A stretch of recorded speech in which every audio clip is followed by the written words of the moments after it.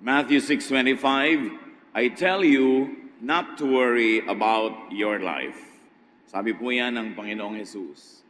The Bible could contain very complex theologies, and that interests many academicians and specialists, but most people are helped by the very simple and practical teachings in Scripture. Ang ating ngayong pag-aaralan, isa sa mga ganong simpleng bagay na mahalaga sa ating buhay, pinamagatan natin, minimize worry. We thank you, Father, that we can go to you, and you are our God, our Father, our helper, our healer. We now ask you to give us a simple message that will bring down to our level the glory of your kindness and mercy.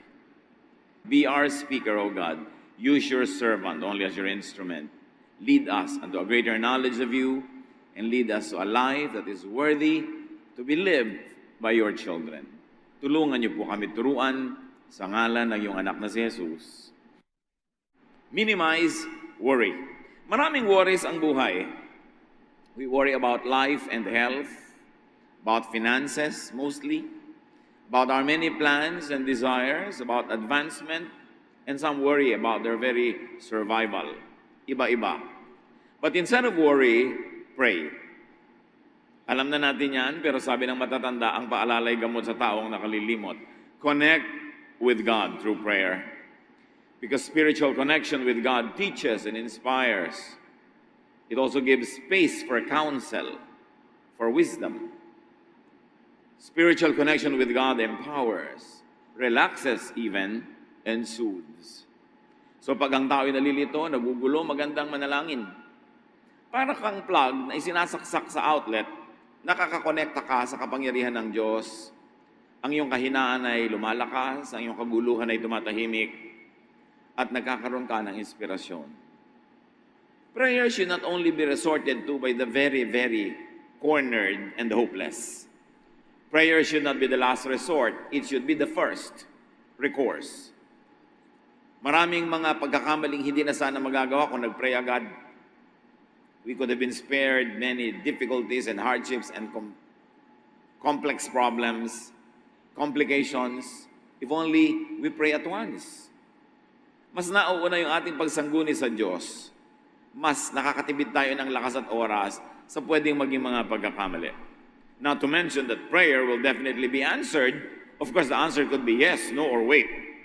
But prayer could also be granted. We pray to receive a positive answer to our prayers. Although we accept it if it's a no or a wait. But we accept. And mere acceptance of God's will for us already gives us a lot of serenity. A lot of worry goes away. A lot of stress goes away when you are in communion with God.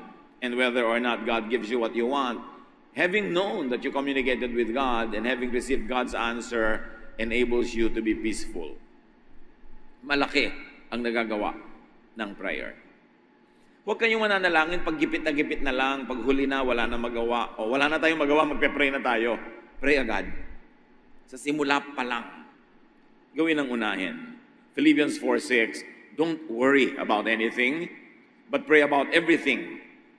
With thankful hearts, offer up your prayers and requests to God. And here we have an insight into a prayer that soothes and helps our nerves.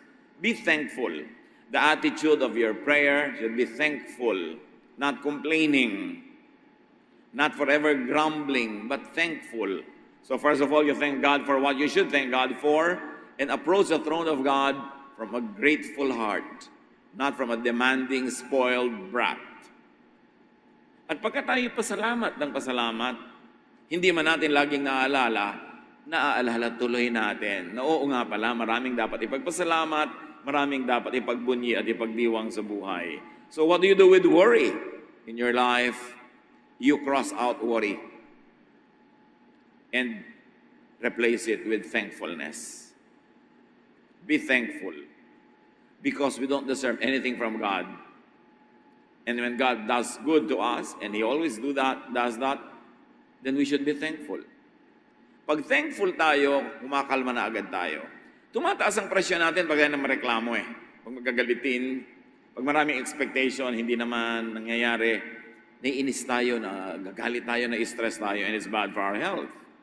But to have less to worry about, and to help secure the future, instead of worry, plant good seeds. Many people worry because they never do the planting in the correct time. But those who fail to plant so that they could harvest, they actually plant to worry. Maraming pag-aalala nangyayari kasi hindi tayo nagtanim nung dapat oras na nagtanim tayo. Hindi tayo gumawa ng tama, hindi tayo gumawa ng mabuti. We never did our assignment, our homework. So now, we become worrisome. Kasi alam natin na may darating na mga pagbabayad ng mga utang, may darating na mga leveling up of things, pero pagka hindi ka gumawa ng tama, noong tamang oras, nagkakaroon ka ng alalahanin. Ecclesiastes 11:1-2, ship your grain across the sea. After many days, you may receive a return. Invest in 7 ventures, yes, in 8. You do not know what disaster may come upon the land. So ang New International Version renders Ecclesiastes 11:1-2 as trading. Do more trading para meron kang tubo. Mamuhunan ka, magnegosyo ka para ka kumita, at mag-diversify ka. Mag-invest ka in 7 or 8 ventures kasi hindi man alam kung alin dyan ang magkiklik, kung alin ang kikita. And the contemporary English version of the same verses say, be generous and someday you will be rewarded. So this too is a kind of planting, like an economic activity is a kind of planting. Share what you have with 7 or 8 others because you never know when disaster may strike. So kung meron tayong mga kabuhayan, meron tayong panahon, oras, time, talent, treasure, we share it with 7, 8 people because you will never know who among those people would be grateful enough to help you in times of trouble. So you invest in many ventures because you don't know which really will work. However, too much diversification, could lead to disaster. Kaya sinabi, 7 or 8. Not too many. But don't put all of your eggs in one basket. Don't invest everything in just one thing. Kasi pag nawala yon, marami kang alalahanin. Planting many seeds in many places gives you more reason to be hopeful, optimistic, and positive.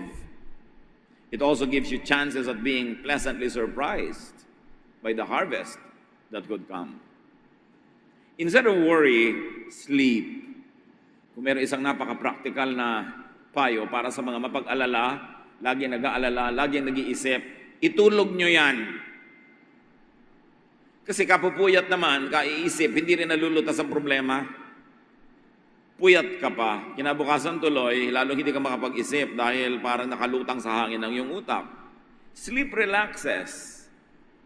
Sleep resets the mind.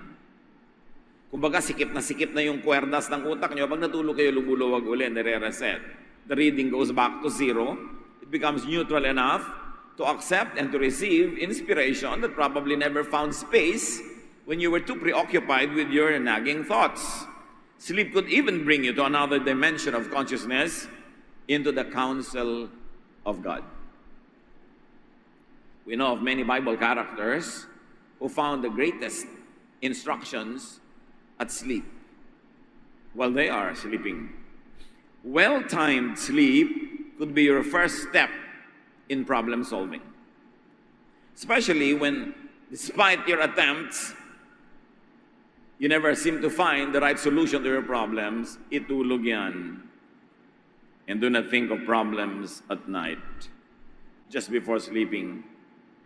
You might have all the horrific dreams that could happen. Ecclesiastes 5:3, a dream comes when there are many cares. And the contemporary English version says, if you keep thinking about something, you will dream about it. That's why many self-appointed prophets keep on seeing dreams and visions and dreams, because they keep thinking about it. And when you're obsessed with something, focused on something, you will dream about it. Do not mistake every dream for a direct revelation from the divine. Dapat sinusuri mo rin yan. Pag sobrang laging gusto mo, lagi mong iniisip, mapapanaginipan mo yan, kahit hindi ka propeta. And of course, if you like to think and dream of positive things, fill your minds with positive thoughts before sleeping. Ecclesiastes 11:10, rid yourself of all worry and pain. Have you noticed that life seems more dreary, problems seem more terrible between 12 midnight and 4 a.m.? Mas madrama ang buhay paghating gabi. Pag may namimiss kayong tao, subukan yung maalala yan ng mga 1 a.m., 2 a.m., halos mabaliw kayo sa pagkamiss. Pag meron kayo iniisip na problema, parang ang lala ng problema, lalo't kayo lang yung gising. Pag may iniisip kayong mabibigat na mga suliranin, mga nakakatakot na bagay, dumodoble ang horror between 12 midnight and 4 a.m. Pero subukan nyo, kahit anong dramang bukid ang gawin nyo, pag madaling araw, pag hating gabi, kinabukasan wala na, masigla na kayo ulit. Merong nangyayari na pag nagliliwanag na ang araw, itinataboy na rin yung mga kung ano-anong nagpupugad at namumugad na mga horror sa ating utak. Kaya huwag kayong masyado mag-isip pag gabi. Itulog nyo yan. It is important to be asleep at night because problems compound. Horrors become more horrific when you think about it in the depths of the night. So sleep, so you don't get to think about it and be obsessed with it. Because the moment you wake up the following morning, things become brighter. Actually, nothing changed, only the time. But there is something about our body clock, and there is something about the way we think and our emotions connected with the night or the day. Kaya itulog nyo yung gabi para makaraos, makalampas, at mag-survive. Matthew 6:27, can worry make you live longer? The expected answer is, of course, a big no. It's pointless to worry. Instead of worry, accept what cannot be changed. Of course, we've got to have the wisdom to know the difference between what should be changed and what cannot be changed. But whatever cannot be changed, at least for the moment, must be accepted. It will make you worry less, or it will take away your worries. Ecclesiastes 1:15, if something is crooked, it can't be made straight. If something isn't there, it can't be counted. So tanggalin na lang ang mga pagtanggi sa mga dapat ay tinatanggap na lang. Huwag hanapin ang wala. At huwag paghanapan ang wala. Do not dwell on if onlys. If only I married another man or woman. If only I did this or that. Tapos na nga eh. People who live filled with if-onlys always worry and are stressed and are unhappy. Don't say if only. Say next time. Kung may next time ka pa to marry, no? In that case. Kasi marami pa namang pwedeng mangyari. Pagtapos na, hindi na mababago, tanggapin nyo na. Do not dwell on it should have been. Because that will fill your heart with a lot of negative thoughts that will lead only to rebellion, that will lead to stress and worry. Kaya sabi ni Percy Bysshe Shelley, we look before and after and pine for what is not. Our sincerest laughter with some pain is fraught. Our sweetest songs are those that tell of saddest thought. Lulungkot ka talaga, hihirap ang buhay kung ang lagi ang hinahanap mo ay wala. Accept a situation that can't be changed. Accept a person, especially, that cannot be changed. Accept a given that cannot be changed. And do not problematize something that has no solution. Pastor, may malaki po akong problema, wala pong solusyon. Iha, ang lahat ng problema may solusyon. Every problem has a corresponding, a partner solution.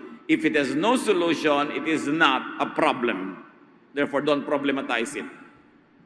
Accept it. Pag walang solusyon, ano gagawin mo? Iuumpog mo ulo sa lahat ng bato para ma-solve? Wala palang solusyon, tanggapin mo na lang. After doing everything that you possibly could to ensure that your life is good and things will happen as they should happen, Instead of worry, entrust everything to God. Ipagkatiwala ang lahat sa Diyos, matapos na nagawa mo na ang lahat ng pwede mong gawin. Kailangan gawin mo muna yung dapat mong gawin. Magtanim ka kung dapat ka magtanim, makipagkasundo ka kung dapat ka makipagkasundo, gumawa ka ng mabuti. Pag nagawa mo na yung mga dapat mong gawin, ipagtiwala mo na sa Diyos, huwag mo nang isipin. Kasi kahit naman isipin mo, hindi mo rin maapektuhan yan. 1 Peter 5:7, God cares for you, so turn all your worries over to Him. And let me be emphatic, after you have done everything you could to improve the situation, to solve the problem, turn everything else to God and do not worry. And do not contend with God. Si Job, nung may mga nangyari sa buhay niya na sa palagi niya hindi dapat mangyari, nakipagtalo siya sa Diyos. Sabi niya, hindi ko naman dapat deserve to. Bakit ako nagkaganito, nagkasakit? Bakit ako naghirap? Ang buti-buti kong tao. So sabi sa kanya ng Panginoon sa Job 38:1-4, From out of a storm, the Lord said to Job, Why do you talk so much when you know so little? Now get ready to face me. Can you answer the questions I ask? How did I lay the foundation of the earth? Were you there? And then God went on with a series of questions that led to only one conclusion, that God is almighty, Job or other human beings are not, and therefore they should take their correct places. Huwag ka na makipagtalo sa Diyos, kung yan ang kalooban ng Diyos at yun ang naganap, siguradong yun ang pinakamabuti para sa iyo, at least at that moment. At walang buting idudulot ang magreklamo at ang magtampo pa sa Diyos. Minsan nagtatampo pa yung iba sa Diyos, anong mapapala mo na magtatampo ka sa Diyos? Mananalo ka ba? Tanggapin ang dapat tanggapin, baguhin ang pwedeng baguhin, at huwag mag-alala. Matthew 6:25-26, sabi ng Panginoong Jesus, I tell you not to worry about your life. Don't worry about having something to eat, drink, or wear. Isn't life more than food or clothing? Look at the birds in the sky. They don't plant or harvest. They don't even store grains in barns, yet your Father in heaven takes care of them. Aren't you worth more than birds? Isang mahalagang paalala sa atin yan. Mas mahal kayo ng Diyos kaysa mahal nyo inyong sarili. God loves us more than we love ourselves. When we live following God's will, when we pray, when we do what is practical to do and use our brains that God gave us, there should be no reason to be always worried. Mahal tayo ng Diyos, makapangyarihan ng Diyos, alam ng Diyos ang nangyayari, kaya liban na lang sinasadya nating sumuway sa kalooban ng Diyos. Therefore, ang nangyayari sa buhay natin ay siyang pinakamabuting pwede mangyari given all the surrounding facts of life. Kaya huwag tayong makipagtalo sa Diyos. Pero dapat laging iniisip, Lord, ito bang bagay nito? Dapat kong baguhin o dapat kong tanggapin? Kaya ko bang baguhin na hindi ako makakasakit ng iba, hindi ako makakagawa ng masama sa sarili ko? Kung kaya ko, di babaguhin ko, pero kung hindi, tatanggapin ko po. At kung hindi man katanggap-tanggap to sa akin ngayon, next week, next year, at least for today, tatanggapin ko, para tahimik ako today. Kasi marami naman pwedeng mangyaring mabago bukas next week. Tatanggapin ko lang ngayon, hindi ko lalabanan, kung hindi ko naman talaga pwedeng palitan, and I will pray and hope na bukas, pagising ko, iba na yung sitwasyon. Marami mga tao, mga kapatid, meron sila halimbawa ang taong gustong mawala sa buhay nila pero ayaw nilang palayasin. Kasi ayaw nilang saktan, ayaw nilang makipagkagulo. Pinapanalangin nila, Lord, kayo na po ang gumawa ng paraan. At naghihintay sila at napakarami nagpapatotoo. Ay, salamat, hinintay ko yung paraan ng Panginoon. Nawala rin yung tao, hindi ko inaway, hindi ako inaway, hindi nagalit sa akin. Kailangan lang, naghihintay ka sa God's timing. Marunong tayong maghintay. Hindi pa dalos-dalos, hindi dinadaan sa bugso ng damdamin ng ating mga pasya. At kung wala kang magagawang tama, kung ang gagawin mo lang ay makakasira, makakagulo, mabuti pa, wala ka na lang munang gawin at hintayin mong kumilos ang Diyos.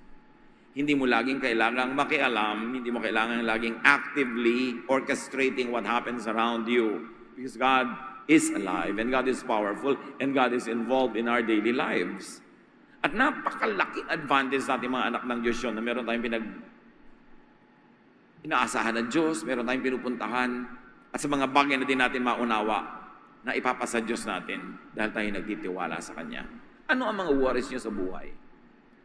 Worried ba kayo about the future? Worried ba kayo about health? Worried ba tayo about money? Worried ba tayo about social relationships, about professional situations and professional issues? Lahat yan alam ng Diyos. Gawin natin kung anong tama. Lagi tayong gumawa ng mahusay, magtanim ng mabuti, umasang aanin nun, at ipasa Diyos ang lahat. Meanwhile, don't allow worry about things that are yet to happen spoil the beauty of what is happening now that you could otherwise miss. If you're always fixated on what could be and what might be, we miss what is happening right now. And today will never come back. The moment you miss this hour, it will never return. So we miss a slice of life, and we miss a chunk of life because we worry too much about a far away next week or next month. Plan, yes. But then after doing enough planning, leave the results to God. Ama namin, turuan niyo po kami. Payapain niyo po ang aming loob, yung aming mga pag-aalala. Turuan niyo kami magtiwala sa inyo, gawin ang tama, at mabukas ang mata namin sa napakaraming magagandang bagay na dapat naming malasap, ma-enjoy, kung hindi lang kami laging nag-aalala at laging natatakot. Panginoon, palitan mo ng kapayapaan. Palitan niyo po ng inspirasyon. Palitan niyo ng kaliwanagan. Palitan niyo ng lakas. Yung lugar na ngayon na bakante dahil tinanggal namin ang mga worries na ito at ibinigay sa inyo. Spend some silent time with the Lord. Listen to the Spirit.